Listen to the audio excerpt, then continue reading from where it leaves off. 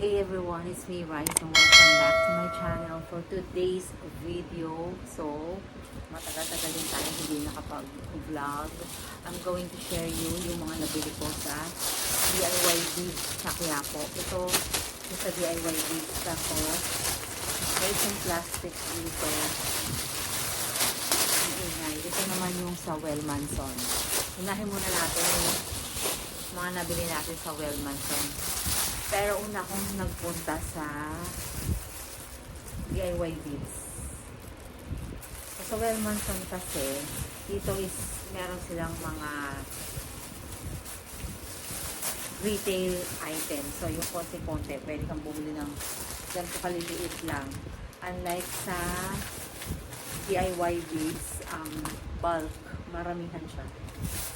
So, if mga magbibenta ka ng mga pang accessories, mga charms, dun kayo pumunta sa DIY beads. So, first on the list, itong bag charm. So, dalawa na siya for only 42 pesos. Meron na akong ganitong before. Red siya. And then, ganito lang yung opening niya. Wala siyang zipper yung meron ako. So, ito merong zipper. Pwede mong ilagay dito yung accessories mo pag nag-travel ka para hindi siya ma-misplace. Sobrang mura niya lang for 42 pesos. Dalawa lang. Next is this Evil Eye na beads. Gagawa tayo ng bracelet. Ito yung magiging ay hindi. Itong ano na to is for the bag, for the cellphone charm na na string. Wala kasing ganito sa DIY. So sa Wellmanson ko binili itong black na to. Next is itong beads na to, kapartner itong Evil Eye na bracelet na gagawin natin. Then itong tawag dito, para siyang hook siya na plastic lang. Pwede siya sa mga accessory gagamitin ko sa paggawa ko ng cellphone charm. Ito, sample niya is like this. One. Ito. Ganda yung tsura niya. So, ito siya. Transparent siya na ikakabit mo lang. Na meron ka lang ganito dapat. Na hook na na-open. Ayan siya.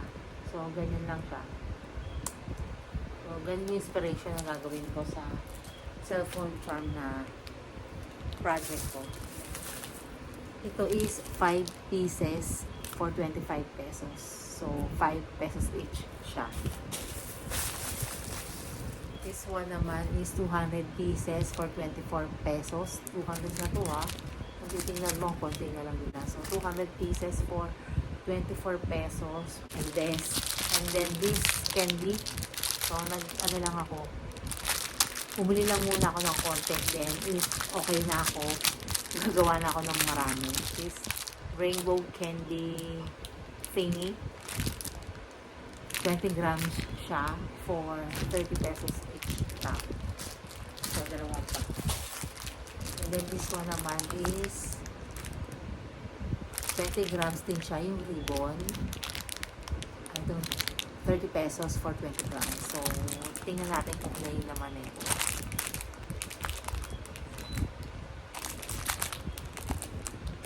Bukas na ba? So, ilan ba siya? 1, 2, 3, 4, 5, 6, 7, 8, 9, 10. Oh, for 12 pieces, 30 pesos lang. Not bad. So, yun lang ang laman ng binili natin sa Wellmanson. Ang total niya is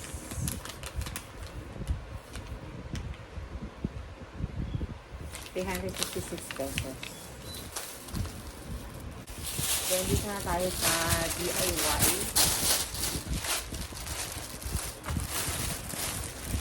Na plastic.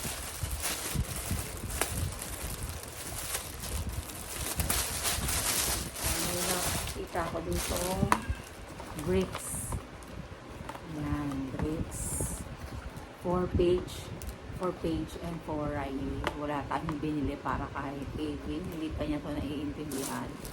So, ayan. Binubuo siya para siyang Lego thingy. Kung pinasura niya. Ayan. And, ayan siya. Ayan yung itsura niya. And, meron siyang kasamang instruction how para siya gawin.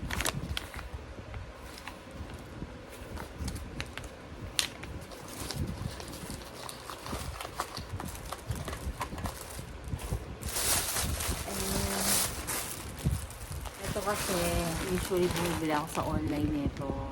20 grams lang yata siya or how many grams lang yun. Or 50 grams lang siya. For how much? Ito is 250 grams and 100 pesos lang siya. Yan, mga letters. So, dalawang klase yung binili ko ng letters. Isa is yung ganito. Yung square naman siya na mas malaki kasi yung butas nitong square na to. So, again, ito rin meron din akong stock nito na binili ko before. Ayan. So, 100 pesos lang din. Ito mas mahal siya, 125.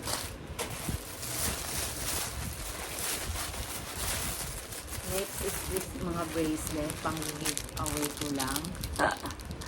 Itong pink. And isang purple. And ito din, yung colorful na beads na to. Seed beads ang tawag nila dito. For only 55 pesos. Ang dami na, guys. And ito yung isang tali na binili ko. Isang satin cord siya. Yan, 70 pesos lang siya. Mas mura sa DIY compared sa Wellmanson. Kasi sa DIY is for wholesale siya. Sa Wellmanson is pang ano siya, pang retail. Then, ito din, may pagbibigit lang din ako nito. Cutesy! Nakita ko lang kasi nakakita siya. Then, ito din, gagawa kasi ako ng clutch using the beads. So, ayan, bumili ako nito. Try natin ulit yung powers natin. So, for only 50 pesos lang siya. Merong iba-ibang design nito. Meron pa square, merong ganitong half circle ba to, or round, or curve. Yan. Then, may iba-iba rin design yung mga ganito. So, ito yung napili ko na medyo, ano siya, classic. And ito, so much important pag gagawa ako ng bag ngayon. Wala kasi ako mabilhan dito sa hardware. Iba yung size niya kasi ang size nito is 0.40 mm.